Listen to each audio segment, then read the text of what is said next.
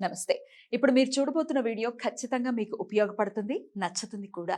మరి మీకు నచ్చిన విషయం నాకు తెలియాలి అంటే ఈ వీడియోని మీరు లైక్ చేయాలి, షేర్ చేయాలి, అలాగే మన ఛానల్‌ని సబ్స్క్రైబ్ చేయాలి. మీ సపోర్ట్‌ని నాకు అందిస్తారు కదూ! ఓకే. ఇప్పుడు వీడియోని స్టార్ట్ చేద్దాం. నమస్కారం. శుభోదయం కార్యక్రమానికి స్వాగతం. ఈరోజు 30వ తారీఖు డిసెంబర్ నెల 2023వ సంవత్సరం శనివారం. శ్రీ శోభకృత్ నామ సంవత్సరం దక్షిణాయనం హేమంత ఋతువు. ఈరోజు మార్గశీర్ష మాస బహుళపక్ష తదియ తిథి ఉదయం 9:43 వరకు, తదుపరి చవితి తిథి.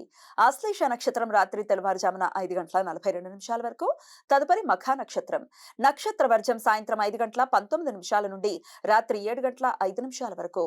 అమృతకాలం సాయంత్రం 3:56 నుండి తెల్లవారుజామున 5:42 వరకు. హైదరాబాద్ ప్రాంతం వారికి సూర్యోదయం ఉదయం 6:45 సూర్యాస్తమయం సాయంత్రం 5:52 చంద్రోదయం రాత్రి 8:51 చంద్రాస్తమయం ఉదయం 9:22 అభిజిత్ ముహూర్తం పగల 11:56 నుండి మధ్యాహ్నం 12:41 వరకు.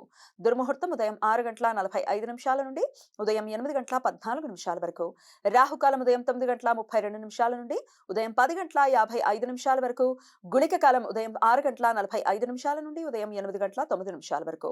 యమగండ కాలం మధ్యాహ్నం 1:42 నుండి మధ్యాహ్నం 3:05 వరకు. ఈరోజు అఘోరత సంకష్టహర చతుర్థి.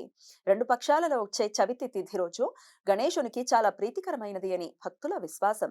ముఖ్యంగా సంవత్సరంలో వచ్చే అన్ని బహుళపక్ష చతుర్థి తిథులను సంకష్టహర చతుర్థి అని, ఒక్కో మాస సంకష్టహర చతుర్థిని ఒక్కో పేరుతో పిలుస్తారు. మార్గశీర్ష బహుళపక్ష చతుర్థిని అఘోరత సంకష్టహర చతుర్థి అని పిలుస్తారు.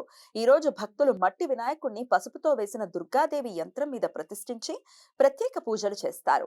ఆర్థిక ఇబ్బందులు, శత్రు బాధలను అధిగమించడానికి ఈ రోజు భక్తులు వినాయక వ్రతం ఆచరిస్తారు. ఈ సమాచారాన్ని మనకందించిన వారు మేడికొండూరు విశ్వనాథ్ ప్రసాద్ గారు. ఆయనకు కృతజ్ఞతల్ని తెలియజేస్తూ గణపతి స్మరణతో సమస్త సన్మంగళాని భవంతు. నమస్కారం.